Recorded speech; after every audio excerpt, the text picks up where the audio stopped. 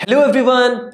Are you interested in electronics and DIY projects, or you wish to start your robotics journey from here? If so, then you are at the right place. Today we are going to take a closer look at the Arduino UNO board, which is a versatile and a powerful device that can help you create all sorts of fun and exciting projects. Let's take a closer look at this little board here and understand each of its components in detail. To start with, every electronic device needs electricity or power to operate. Same is the case with our Arduino board here. Our board here has three options to get the power from. One is from this USB port, second is from this power DC jack, and the third is from this V input pin in the power section here. Let's understand each one of them. First, let's talk about the USB port here. This port serves two purposes here. Apart from powering our Arduino board, this port is also used for transferring data like the codes that we write on our computers to the Arduino board. For transferring data from our computer to the Arduino board, we use a special type of cable called USB A to B cable. The second option for powering the board is the power DC jack. Let's say we do not want the board to be connected to the computer all the time. For that, we can use the power jack here.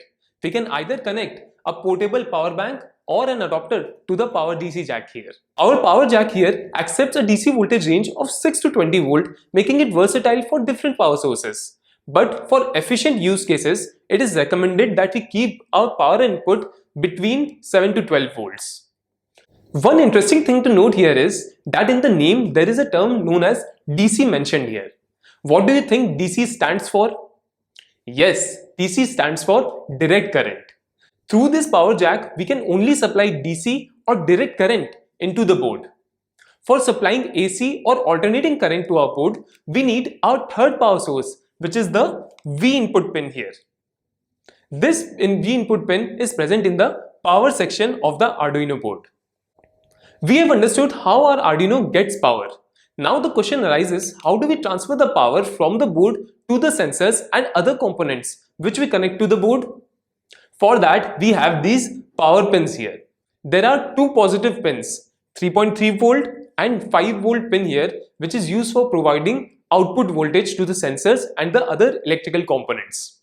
We need to connect the positive leg of our sensors and electrical components into one of these power pins for getting the power output of either 3.3 volts or 5 volts. For sourcing the ground or the negative potential, we can use these ground pins situated here and here on the Arduino board. Now let's understand how data is transferred between the Arduino board and the sensors and other electrical components connected to it.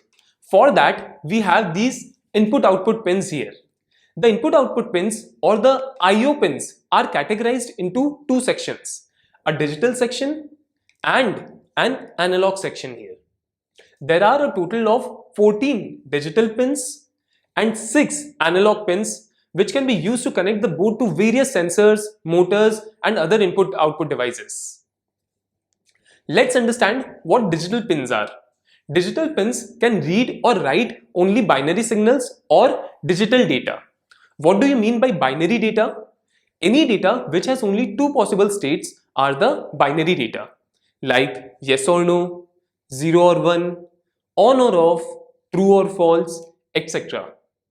These pins can be used to control components which require binary signals like high or low, on or off, like LEDs, buzzers, etc. You can use these pins as inputs or outputs depending on your project requirements. On the other hand, analog pins are used to read data from sensors that give out analog values like this temperature sensor here. What is analog data? Analog data can be any range of data or values which has some physical significance to it. Like this temperature sensor here gives us this temperature data in Celsius or Fahrenheit scale, which is a definitive value and not necessarily 0 or 1, true or false, or a binary data. Analog pins can read a range of values and are useful when you need to measure the data that varies continuously. To understand the use of digital and analog pins better, let's take an example of driverless cars. Let's say we have installed a sensor on top of our car which detects if there is an obstacle in front of it or not. If there is an obstacle, our sensor will give a high value or 1. and if there is no obstacle in front of it, it will give a low value or 0. Since the data coming to our Arduino board from the sensor is either 1 or 0, that means it is a digital data. So we need to connect the sensor onto the digital section of the Arduino board here. But let's say we are not happy with just the detection of obstacle near us. We want to calculate the exact distance of the obstacle from our car. In that case, we'll connect an analog sensor to our driverless car, which will give us the exact distance of the obstacle in numbers. We'll connect the analog sensor to the analog section of the Arduino board. Now let's identify the other components on our board. There is a voltage regulator which ensures that the voltage supplied to the board is stable and within a safe range. It regulates the incoming voltage to 5 volts, ensuring that the board and its components receive consistent power and prevent any damage due to voltage fluctuations. There is also a reset button here which helps us to restart the program running on the board. This button here is used when the program gets stuck and you want to restart it without unplugging and replugging the board again. Interestingly, you can also connect an external reset button by using the reset pin here in the power section of the board. Now I will come to the most important component of the Arduino, which is the microcontroller. It is this black rectangular chip in the center here. It is the brain of your Arduino. Speaking of microcontrollers, let's understand what is the role of these microcontrollers by actually understanding how the Arduino UNO actually works. Imagine it like a human brain. Our human brain receives signal from our 5 senses: skin, eyes, ears, nose and tongue. And based on it, it commands our different body parts to function.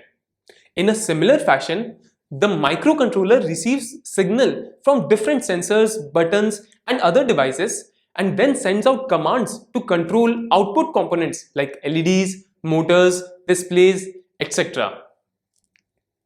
One more thing to know here is that the microcontroller used on the Arduino UNO is the Atmega 328P, which is manufactured by a major semiconductor company called Atmel. Talking about microcontrollers, we have one more microcontroller on the Arduino board. This is called Atmega 16U2 IC. This microcontroller is responsible for managing the USB connection between the board and the computer. It acts as a bridge between the USB port and the main microcontroller on the board, which is Atmega 328P. Before going on to the next component, let's play a small game here. You have to raise your hand, make a fist, keep it like that for the next 2 seconds and then put it down. Are you ready for it? Let's start. Have you done it? I hope you have done it correctly. But did you notice something here? How are you able to decide how long these 2 seconds are without even looking at a watch? It was because when we were a small kid, we got a sense of how long 1 second is just by looking at the seconds hand in the clock. That stored information in our head is what is helping us to calculate how long we need to keep our hand raised in order to complete 2 seconds. Similarly, if I give an instruction to my Arduino board to glow an LED for 1 second and then switch it off for the next second, how will the Arduino know how long that 1 second is? That is where our next component comes in. It is called the crystal oscillator. It is the timekeeper of our Arduino board. It is responsible for providing accurate timing signals to the microcontroller on the board. The microcontroller needs these timing signals to function properly and execute our code at the specific time. Now that we have understood about the major components of our board, the next question is how can we program the board or how can we interact with the board to conduct specific operations? That's where programming comes in. We do this programming in the Arduino IDE or the Integrated Development Environment. You can download the software from the official website of Arduino. I am attaching the link to the official website in the description below. One of the best features of the Arduino IDE is its simplicity. Even if you have no programming experience, you can easily get started with the help of built-in functions and libraries. The codes are written in Arduino's custom programming language, which is based on C++ and is very easy to understand. We'll understand the IDE environment in detail in our next video. So there you have it, a quick overview of the Arduino board and how it works. With its many input-output pins, voltage regulator and powerful microcontroller, Arduino UNO is the great tool for anyone interested in electronics and DIY projects. You can use it to create all sorts of fun and useful projects, ranging from simple LED blinking circuits to advanced robotics projects. So guys, what are you waiting for? Grab an Arduino UNO and start having fun.